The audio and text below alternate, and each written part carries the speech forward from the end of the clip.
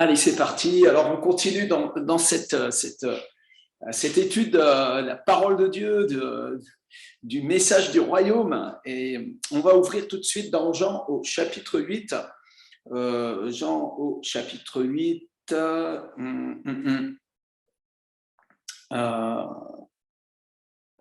Verset 56. Il y a un échange entre les pharisiens et Jésus. Et verset 56, Abraham, votre père, a tressailli de joie à la pensée de voir mon jour. Il l'a vu et il s'est réjoui. Amen. Seigneur, merci pour cette parole puissante ce midi, cette parole profonde. Et nous venons à ta rencontre, Seigneur, au nom de Jésus. Amen, amen, amen, amen. Jésus est en train d'essayer d'emmener les pharisiens dans une autre dimension que la religion. Il est en train d'essayer de les amener à la clé de David dans la parole. Il est en train d'essayer de leur donner la clé de sagesse des Écritures. Ils sondaient les Écritures pour connaître lui, le Messie, et ils étaient à côté de la plaque. Ils ne le voyaient pas. Ils étaient à chaque fois pas dans le bon trou, quoi, en fait. Ils ne voyaient pas les choses. Regarde, viens avec moi dans Matthieu au chapitre 22. Matthieu, chapitre 22. On va lire à partir du verset 41. Comme les pharisiens étaient assemblés, Jésus les interrogea en disant, « Que pensez-vous du Christ ?» Amen. Que pensez-vous du Messie? Que pensez-vous du Christ?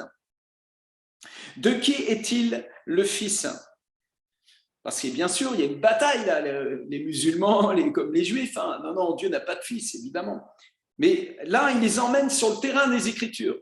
Et il dit, de qui est-il le fils? Ils lui répondirent, de David. Et c'est une bonne réponse. Jésus, il est issu de la maison de David, selon les prophéties de la tribu de Juda. Hein? Et Jésus leur dit, ok, mais comment donc David, animé par l'Esprit, alléluia, hein?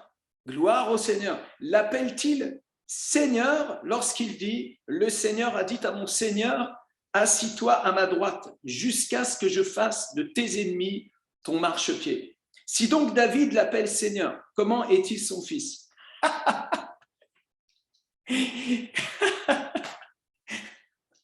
Pouf, une cartouche dans la tête de la religion, tu vois. Regarde, si donc David l'appelle Seigneur, comment est-il son fils? Nul ne put lui répondre à un mot, et depuis ce jour, personne n'osa plus lui proposer des questions.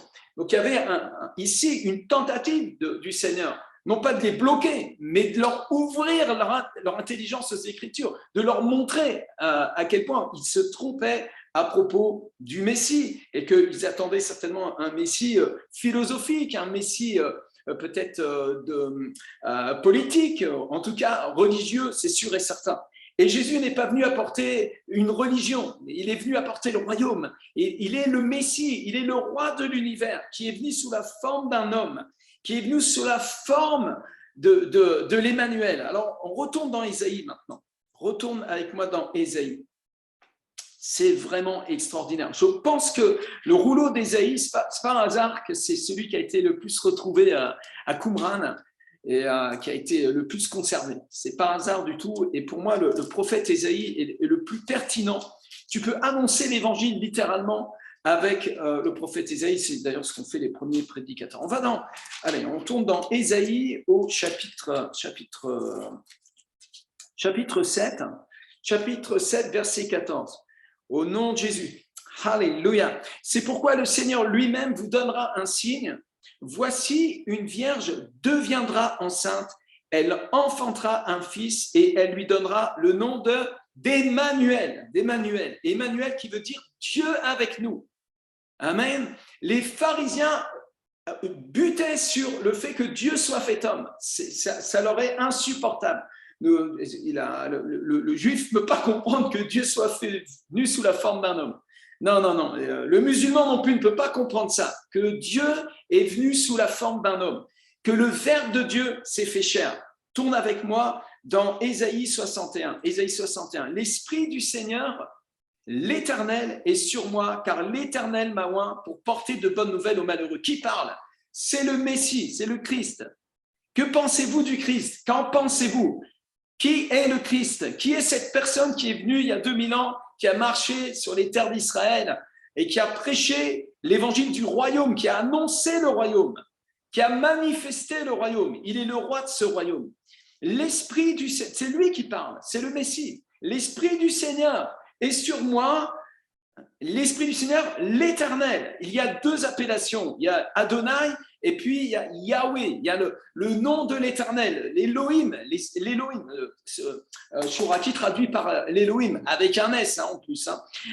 L'Esprit du Seigneur, l'Éternel est sur moi, car l'Éternel m'a oint pour porter de bonnes nouvelles aux malheureux. Ici, on voit une manifestation de la Trinité. Un petit peu plus loin dans Ésaïe 63, au verset 10.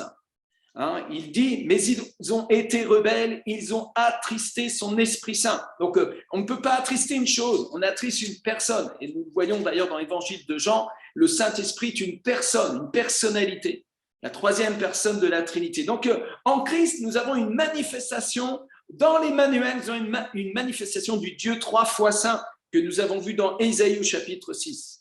On continue. Tourne avec moi maintenant dans Ésaïe au chapitre 9.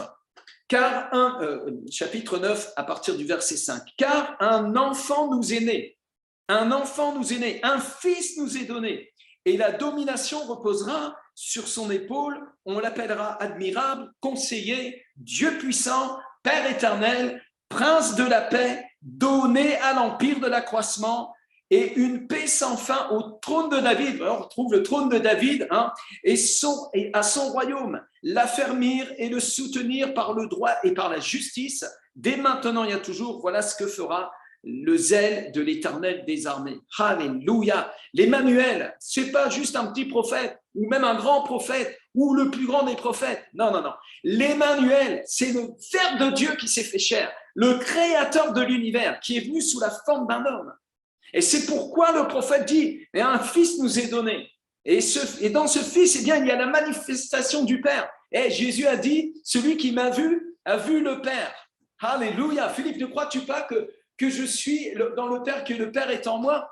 Au moment où Jésus va dire ça, c'est un juif qui lui pose la question, montre-nous le Père. Et cela nous suffit. Et là, le maître de l'univers, le roi tout-puissant, celui qui dit à la tempête, la ferme, tais-toi, qui dit à Lazare, sors de là, celui-là même qui prend du pain, du vin, qui rend grâce, prend du pain, des poissons, il rend grâce au Père, et ça se multiplie, il nourrit les foules avec, celui-là même, il va lui dire, ça fait si longtemps que je suis parmi vous, et tu ne me connais point. Eh bien, quand Jésus va dire ça, il ne dit pas à Philippe, il le dit à Israël, et il le dit à toutes les générations, aux générations de générations. Ça fait si longtemps que je suis au milieu de vous et vous ne me connaissez pas. Regarde, dans l'évangile de Jean, c'est pourquoi nous avons besoin d'une rencontre. C'est pourquoi ce parcours que nous avons ensemble est une convocation à une rencontre avec le Dieu vivant. Il dit au commencement était la parole était avec Dieu, et la parole était Dieu, elle était au commencement avec Dieu. Toutes choses ont été faites par elle.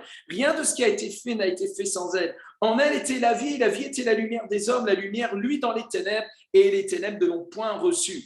Un peu plus loin, il est dit qu'elle est venue parmi les siens et que les siens ne l'ont point connue, ne l'ont point reçue. Alléluia, ça fait si longtemps, Israël, je suis au milieu de vous. Alors, quand Christ est venu, il n'est pas venu comme un prophète ou simplement un messie, mais c'est Dieu lui-même qui est venu sauver son peuple et toutes les nations. C'est le Dieu sauveur, c'est Jésus, Dieu sauveur. Yeshua, Hamashiach, Ben David, de la maison de David selon la chair, mais fils de Dieu, déclaré fils de Dieu par la puissance de la résurrection. Parce qu'il n'est pas né de façon naturelle, mais de façon surnaturelle, du moins de façon naturelle selon le regard de Dieu. Le royaume de Dieu s'est approché. Le roi de ce royaume est au milieu de nous aujourd'hui encore. Bien sûr, car Jésus a dit à ses disciples, allez, faites de toutes les nations des disciples et enseignez-leur tout ce que je vous ai dit. Et moi, baptisez-les au nom du Père, du Fils, Saint-Esprit, en enseignant tout ce que je vous ai prescrit. Et moi, je suis. Amen. Alléluia. Le Père, le Fils, le Saint-Esprit. Moi, je suis l'Adonai, l'Emmanuel. Je suis au milieu de vous. Je suis avec vous tous les jours jusqu'à la fin du monde. C'est son nom, c'est Emmanuel, l'Emmanuel.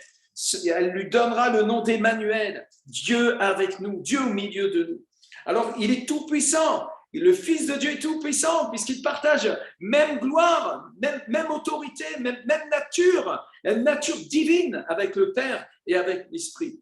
Et Jésus, le Christ, 100% homme, 100% Dieu, manifeste le Père, il révèle le Père. Il est venu nous révéler le Père, il est venu nous donner au Père.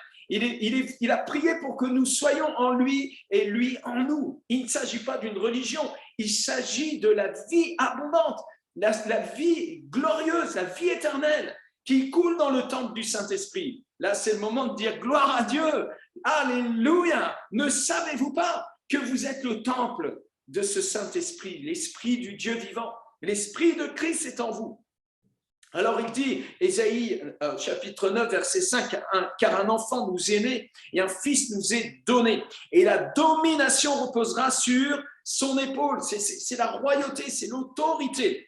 Et on l'appellera admirable, conseiller, Dieu puissant. Toute la Trinité est là. Un Père éternel, un prince de paix, un conseiller, le Saint-Esprit, le consolateur est là. Et une paix sans fin au trône de David et son royaume. Jésus est venu nous apporter le royaume. Il nous appelle au royaume. Il dit cherchez premièrement le royaume de Dieu et sa justice. Et toutes choses seront données de surcroît. Commence à regarder au ciel. Ce ciel qui vient vers nous, ce ciel qui est venu habiter en nous. Regarde au ciel qui a été déposé en nous, qui a été déposé en toi. Et pour vous, vous avez reçu de la part de celui qui est saint l'onction. Vous l'avez reçu, elle vous enseigne ces choses-là. C'est merveilleux, c'est fantastique. Nous avons besoin du royaume. Nous n'avons pas besoin d'une religion. Nous n'avons pas besoin de méthode. Nous avons besoin du Saint-Esprit, d'une communion intime avec l'Esprit de Dieu. Alors, quand on fait la vision de Jésus-Christ, toutes les choses découlent forcément et sont simples et produisent du fruit selon ce qu'il a ordonné. Regarde, au verset 6, si vous faites la vision correctement, mais vous êtes condamnés à la bénédiction, à une bénédiction qui va faire plein de jaloux. Si vous faites vraiment la vision, regarde, il dit au verset 6 qu'il est donné à l'empire de l'accroissement.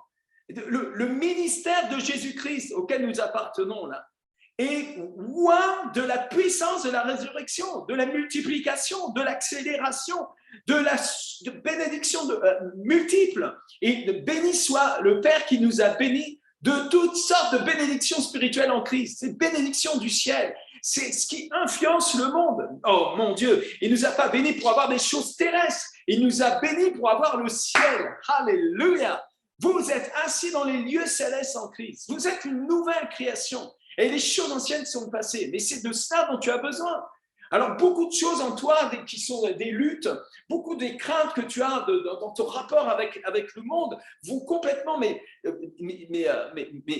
s'effacer. Et tu règnes dès ici-bas. Tu vis en paix avec Dieu. Quelqu'un qui est en paix avec Dieu n'a plus peur. Vous savez, la peur est entrée dans le cœur de l'humanité au moment où il y a eu la rupture entre Dieu et l'homme, au moment du péché d'Adam et Ève. Alors, ils eurent peur et ils ont commencé à se cacher. Mais quand tu as été réconcilié glorieusement, Jésus-Christ, que tu as reçu l'admirable, que tu as reçu le conseiller, le Dieu puissant, que tu as reçu l'Emmanuel, que tu as reçu Christ dans ton cœur, que tu fais un avec lui, que tu es devenu une nouvelle création, alors tu n'es plus un problème, tu es une solution. Tu es rempli de ce fleuve. Jésus a dit que de ceux qui croiraient, de leur sein couleront des fleuves d'eau vive. Est-ce que vous ressentez au travers de ce temps de jeûne et prière et de partage, ce fleuve d'eau vive, ces fleuves d'eau vive, ils sont en train de couler du trône de la grâce au travers de sa parole.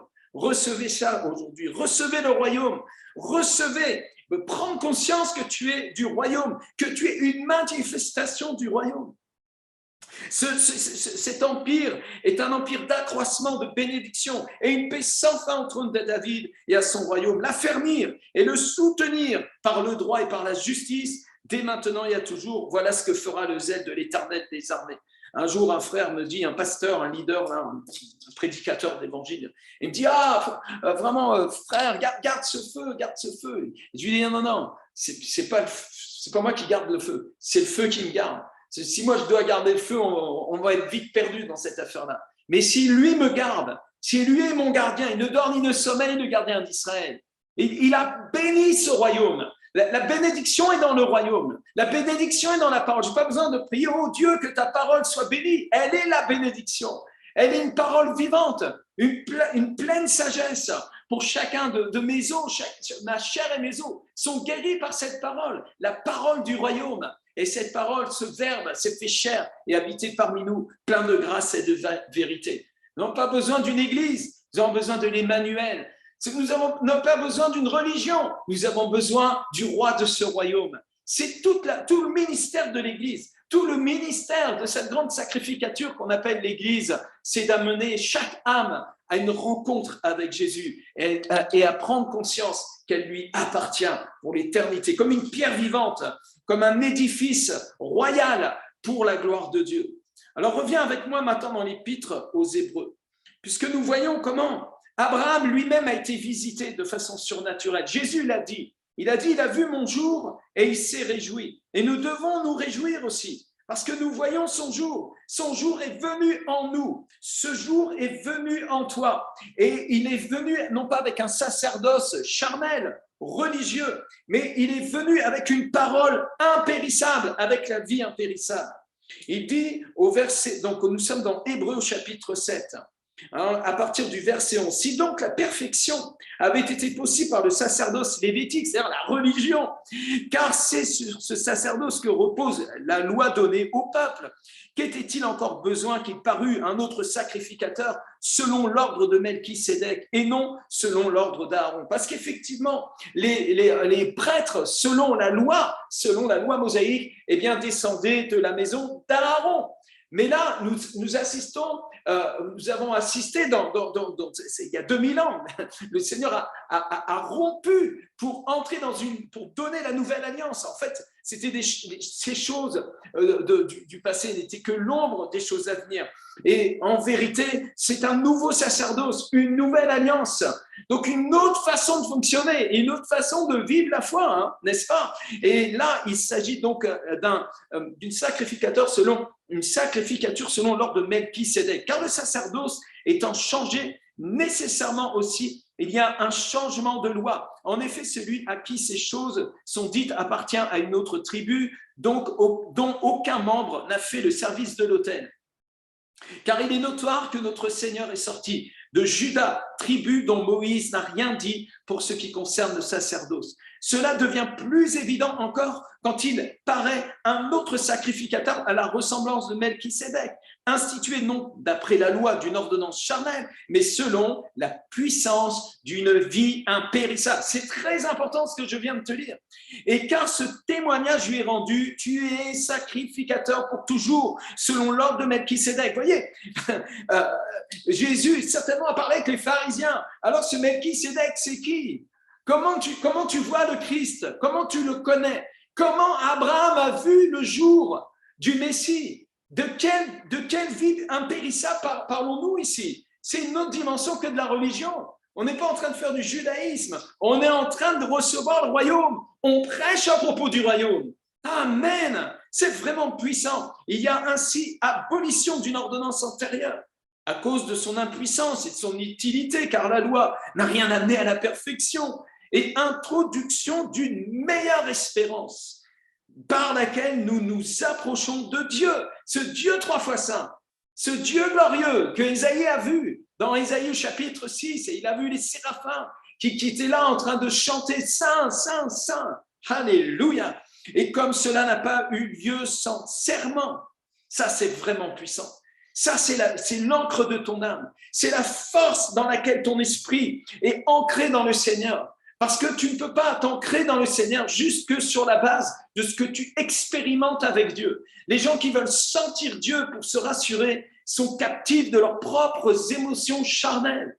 La foi n'est pas un sentiment. C'est une confiance, c'est une révélation, c'est une substance spirituelle qui émane par la puissance du Saint-Esprit, mais aussi par la puissance de la parole, et notamment ce qui est consacré par le serment. Car tandis que les Lévites sont devenus sacrificateurs sans serment, Jésus l'est devenu avec serment par celui qui lui a dit Alléluia. Fire. Le Seigneur a juré et il ne se repentira pas. Tu es sacrificateur pour toujours. Selon l'ordre de Melchisédek. Alléluia. Jésus est par cela même le garant d'une alliance plus excellente.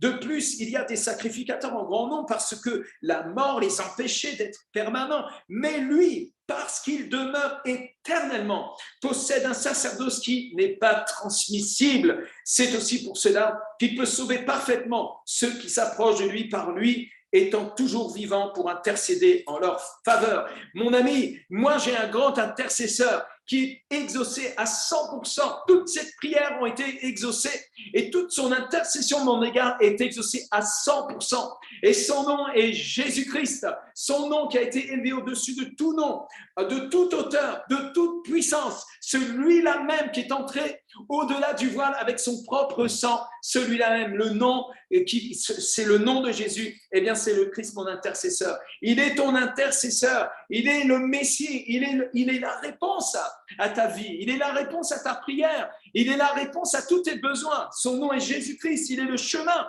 la vérité et la vie. Et nul ne viendra au Père que par lui. Et l'alliance, le serment, qui a donné ce serment? Regarde, il dit au verset 21, car tandis que les Lévites sont devenus sacrificateurs sans serment, Jésus l'est devenu avec serment par celui qui lui a dit. Qui lui a dit? Qui a dit à Jésus, le Seigneur a juré, il se repent? Qui lui a dit? Alléluia, c'est le Père. Le Père a parlé au Fils. Le Père l'a béni, le Fils. Le Père, le jour de son baptême, a dit, celui-ci est mon Fils bien-aimé en qui j'ai mis tout mon amour. Amen. Le jour du baptême, quand la voix du Père a retenti, Jésus n'a pas fait un tour de ventriloquie. C'est pas un ventriloque, Jésus de Nazareth. Alléluia. Mais il est le Fils du Dieu vivant. Il est le Verbe éternel, la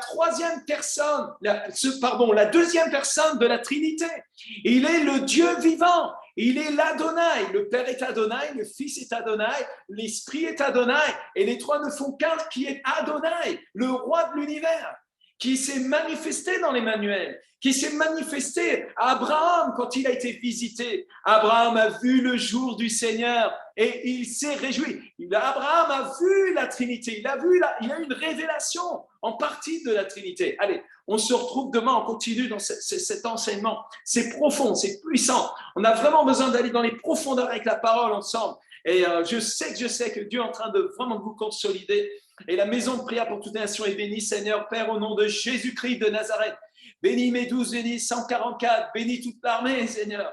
Bénis l'armée des adorateurs, Père, au nom de Jésus-Christ. Bénis l'œuvre partout dans le monde entier, la mission, les implantations d'églises, d'orphelinats, d'écoles chrétiennes, de l'école de consolidation, de l'école des leaders, Seigneur, de l'ITC. Seigneur, tu souffles un vent, un grand brasier est en train de monter partout dans toutes les nations. Ceux qui étaient assis dans les ténèbres, une grande lumière se levait et son nom est Jésus-Christ. Soyez bénis, à demain.